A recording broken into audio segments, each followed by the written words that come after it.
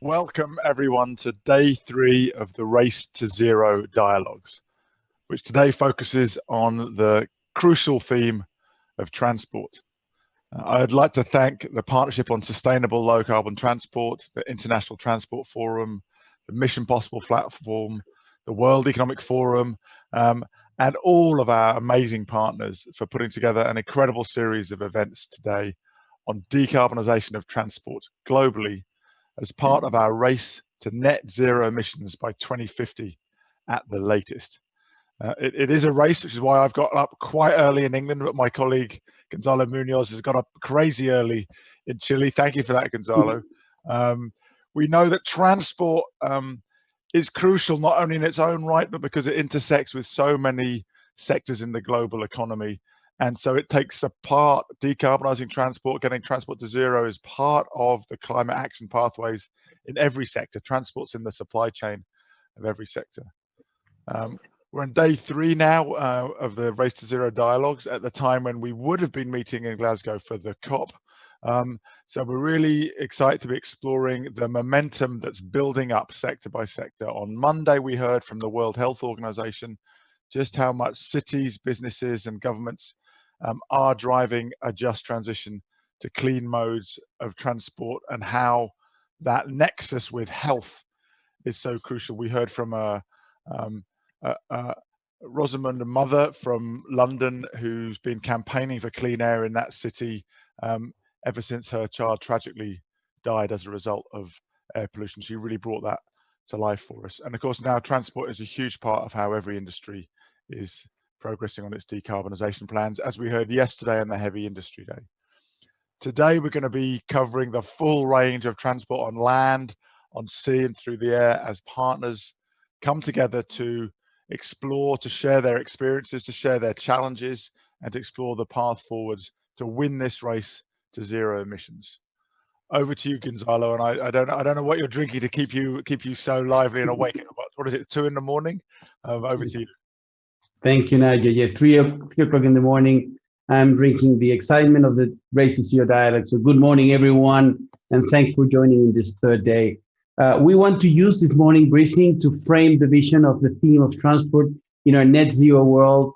And one of the biggest changes will be the seamless connectivity between different parts of the transport system.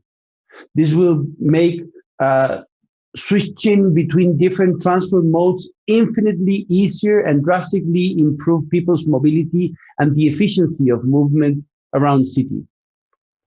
Digital technologies and advanced data management systems will radically increase the resilience of today's transport system, making them better prepared for extreme weather and other shock events.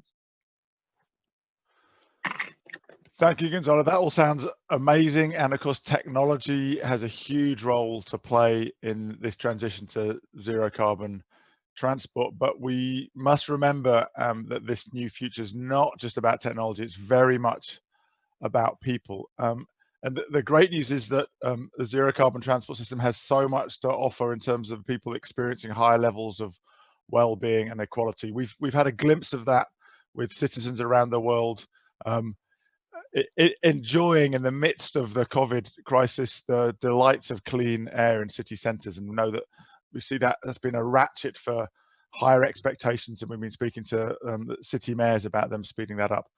Of course, there's a huge physical benefit with the economic benefits of improved health, of an increased uptake in walking, cycling, and other forms of active mobility, which we expect to be very noticeable. And if you just close your eyes and imagine the kind of greener 15-minute cities that we're now working towards, we see the huge benefits and positive effects of cleaner air, less noise, and safer roads. So those social gains from upgrades to transport infrastructure will begin to filter through strongly. Everybody will say in this future that traveling is more efficient, more reliable, and more affordable than before, which will have significant implications in terms of access to opportunities.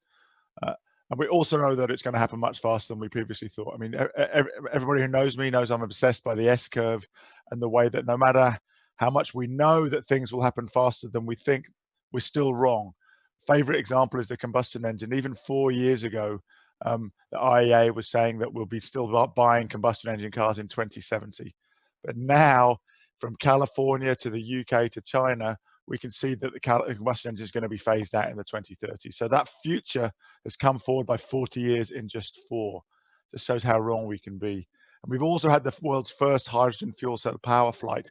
I remember 3 years ago thinking I was being ambitious in what I was saying about transport, saying, but of course we'll never have zero carbon flying, and we're already getting it. So it's likely that even clean aviation will happen much faster. And each of these transitions for these different transport sectors will, of course, rely on a just transition, working actively with all stakeholders, companies, workers, unions, and civil society being involved to make sure that the social disruption is minimized. Back to you, Gonzalo. Sure, Nigel. And also I think that transport is a great example of how different stakeholders must come together and work collaboratively to create this vision of a healthy, resilient, and zero carbon 2050.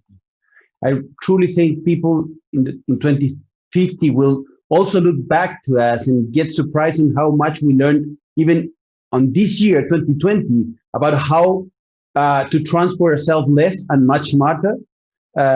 Probably this is an example of how we're doing the dialogues. None of this will be possible without updating institutional, legal, and regulatory frameworks so that policymakers can give maximum priority to sustainability issues. Likewise, reforms to outdated financing and funding structures would cause capital investment in zero carbon solutions to skyrocket.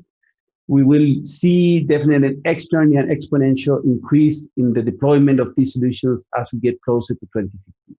So we see that it is an exciting example of what can come from radical collaboration and inclusive multi-stakeholder action.